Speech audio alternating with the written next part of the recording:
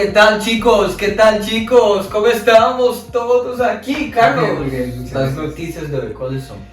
Las noticias de hoy serán Romanos 6. Romanos 6. ¿Cómo el tiempo está en Romanos 6?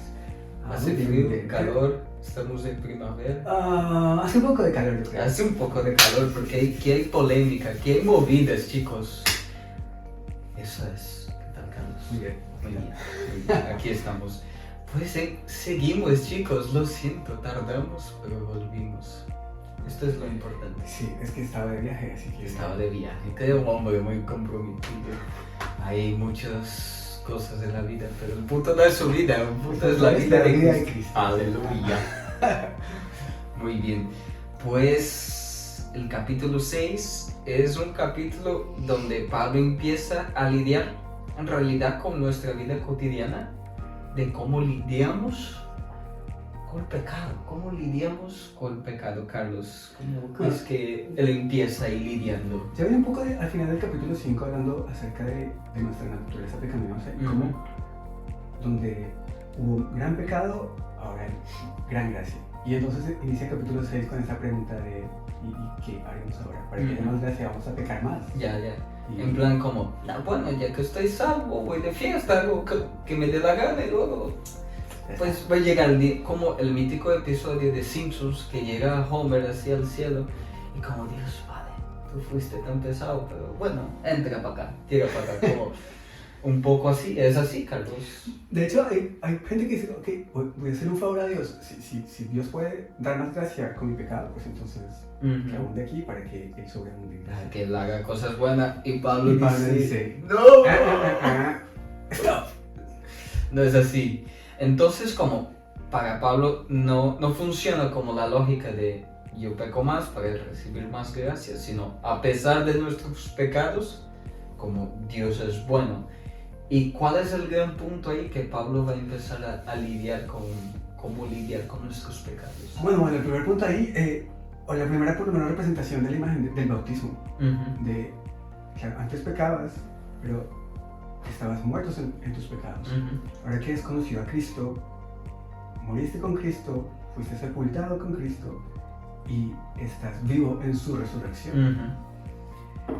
Y entonces, en esa resurrección o en esa nueva vida, ya no somos esclavos del pecado. Sí. Y ahora tenemos la libertad de decidir.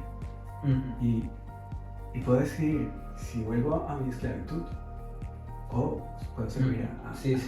Yo creo que eso resume bien la primera parte del capítulo, porque al final lo que los apóstoles van a hacer en el Nuevo Testamento es dar significado a lo que Jesús vivió, como explicar el sentido de su obra. O sea, cuando Jesús muere no es simplemente la muerte de un tipo en Palestina de 2000 años atrás, sino su muerte tiene un significado como para mí, como su muerte significa que Él está pagando el precio de mis pecados, y como tú comentabas también del tema de Lázaro, ¿no? Como él es quitado de la tumba y este proceso de ser quitado del pecado y luego resucitar. Cuando Jesús resucita, Él no solamente resucita a Él, sino es el primero de aquellos que son resucitados, ¿no? Claro, de aquellos que van a creer en Él, que van a creer en Él como el Dios que vino a salvarnos, que es la exposición que hace Pablo después aquí, ¿no? De demostrar cómo ese Cristo cumple todas las promesas y es el Mesías que vino para salvarnos. Y sí, y principalmente si tú estás leyendo el Nuevo Testamento, Pablo, él tiene dos grandes argumentos para él, que es la justificación por la fe, que si no sabes qué es esto, pues ves los otros vídeos ahí que tenemos ahí explicando. Pero otro tema importante para Pablo que él siempre repite es estar en Cristo. ¿Qué tú crees que significa esto, Carlos? Bueno, realmente Pablo habla como un lugar, que ese Mesías es un lugar, no solamente una persona. De hecho, él dice que en Él, en Cristo, nosotros somos y vivimos y estamos. Y no solamente que vivimos con Él cada día, sino que vivimos en Él. Y es parte de entender eso, de que muerte y resurrección de Cristo, también nosotros fuimos muertos a nuestra vieja naturaleza. Y ahora tenemos la capacidad de ser esos humanos renovados que Dios está haciendo alrededor del mundo, esa nueva creación. Este sentido también que a lo largo de la historia de la iglesia vemos que los cristianos se identifican profundamente con la vida, con lo que Jesús hace. Hay cristianos que llegan hasta el punto de pegarse, como no hace falta pegarte, tranquilo, respira, no te pegues. Jesús ya fue pegado en la cruz en tu lugar, aleluya. Amén. Pero el punto es que estar en Jesús también significa una experiencia interior que implica cuando tú ves las acciones de Jesús, eso te impulsiona a vivir de tal manera como Él. Y también hay un segundo desdobramiento del argumento de Pablo en el capítulo 6, que sería justamente como, ¿y ahora cómo lidiamos con esta cierta tensión? No sé si a ti te pasa, pues a mí sí, que hay días que tú despiertas como, wow, soy hoy el cristiano rabacuco del fuego pentecostal, fuego. Fuego, efectos de fuego. Eso, chicas. Pero hay días que despierto como que perco todas las batallas de mi día.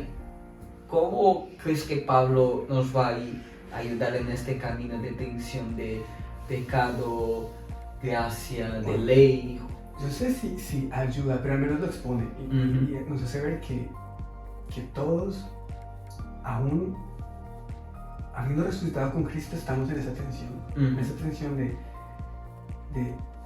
creo que contábamos antes, pero que te decía, claro, cuando Lázaro fue llamado a la vida, aún estaba con esas envolturas de su sepultura. Y aunque estamos vivos, aún tenemos esas vestiduras de pecado que nos atan. Y andamos con eso por la vida, y parte de ese camino de estar en comunidad es poder ayudar el uno al otro a quitarnos esas vendas, que a veces no podemos solos. Y de hecho, cuando sale Lázaro, Jesús dice, desátenlo. No lo hace él, pero es la comunidad que dice, desátenlo. Y yo creo que es un buen ejemplo de lo que estamos, tal vez de ese llamamiento de Pablo, de que en comunidad podemos ver cómo trabajamos unos con los otros y cómo nos ayudamos a caminar en esa vida de santidad. Sí. Que no quiere decir que no vayamos a pecar, ojalá fuera así, pero a veces fallamos en cosas que no quisiéramos. Y ahí está la gracia de Dios, pero la gracia de Dios no es para vivir en una vida de pecado, ¿no? Es para esos momentos en que caigo y Dios va a amarme y a llamarme y a levantarme. Pero ya no soy el esclavo, ahora tengo la capacidad de decir, y es parte también de la primera parte de Romanos 6, y es, ya no soy esclavo del pecado, entonces ya no tengo por qué obedecer al pecado.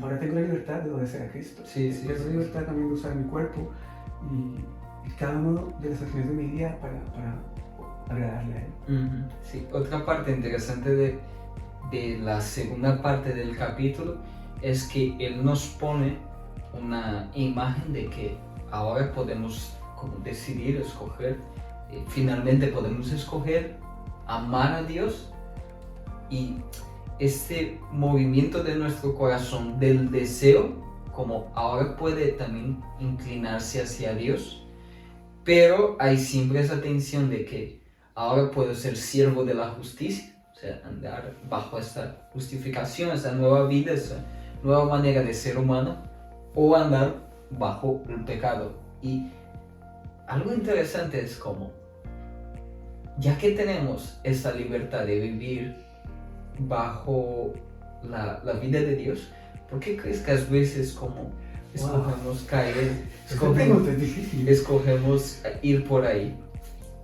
¿Por qué crees que a veces escogemos ir por ahí? Bueno, esa pregunta. Bueno, vivimos en un mundo caído y nuestro cuerpo mortal aún está sujeto a pasiones carnales. Y entonces hay momentos que somos tan fuertes, ¿cierto? Pero También pregunto eso, ¿de dónde viene mi fuerza? ¿De dónde viene mi, digamos, energía para vencer el pecado cada día? Yo creo que viene de eso, de estar en Cristo. Y hay días que no estoy en Él. No porque Él no esté ahí, sino porque tal vez yo no estoy ejercitándome. Y necesito también tener rutinas de estar buscando a Dios, de estar orando, de estar en comunión con los hermanos. Y a veces, cuando estoy lejos de todas estas herramientas y cuando me quedo sin armas, pues seré un blanco fácil para... Yo creo que ahí entra la parte que Pablo trabaja justamente lo que es la santidad. Y es un punto también como nosotros mistificamos mucho lo que es la santidad. Como nuestro patrón a veces es como un semidios. Como santidad significa que nunca más voy a pecar en este mundo, como los pecados obvios, ¿no? Como adulterar, tal, como... Y a veces como cuando pasa eso con alguien, decimos, tío, ¿cómo es? Este es un desgraciado, impío. Pero en el patrón de Jesús hasta el adulterio como toma una profundidad mayor. Entonces, ¿cómo crees que esta santidad para nosotros hoy puede como se ver más visible en esta tensión? ¡Wow! Estás haciendo preguntas muy difíciles, Luis. Bueno, cuando estabas hablando de santidad, es que escuché hace unas semanas algo de que la santidad no es el camino a Cristo, pero Cristo es el camino de la santidad. Porque a veces puedo estar muy enfocado en las obras, en querer hacerlo bien. Voy a hacer esto bien y entonces estaré con Cristo. Pero no, voy a estar con Cristo y las obras de Cristo van a nacer en mí. Entonces, bueno, eso podría responder tu pregunta. Cuando estoy con Cristo y cuando estoy en Cristo, lo que nace de mí, lo que brota de mi corazón, son las obras de Cristo. Y eso sería el reflejo de mi santidad. Bueno, ahí diste al blanco. Pero luego Pablo, este desarrollo de lo que estamos ahora compartiendo de cómo lidio con lo que deseo hacer bien y luego con la tensión de que no logro hacerlo bien, pues Pablo va a desarrollar mejor en el capítulo 7, pero él termina invitando a que ahora podemos vivir bajo el señorío de Cristo y que hay básicamente dos maneras de vivir. Pues la paga del pecado es la muerte, pero el regalo que Dios nos da es la vida eterna. Y esta es la invitación de Dios para nosotros. El Evangelio no se trata de lo que hacemos, sino de estar en Cristo, estar en una persona y sin identificar con su historia. Así que te invito a que leas el capítulo de número 6, buscando como el bautismo, que nos identificamos con su muerte, con su sepultamento, con su resurrección, con su manera de vivir. Pues espero que Dios pueda encontrarte donde tú estés y nos vemos en el próximo vídeo, el capítulo 7, para entender esa tensión ahí que tenemos dentro de nosotros. Pues un saludo, deja tu like y tu comentario, comparte en todo lo que puedas y Dios te bendiga. Fire. Chao.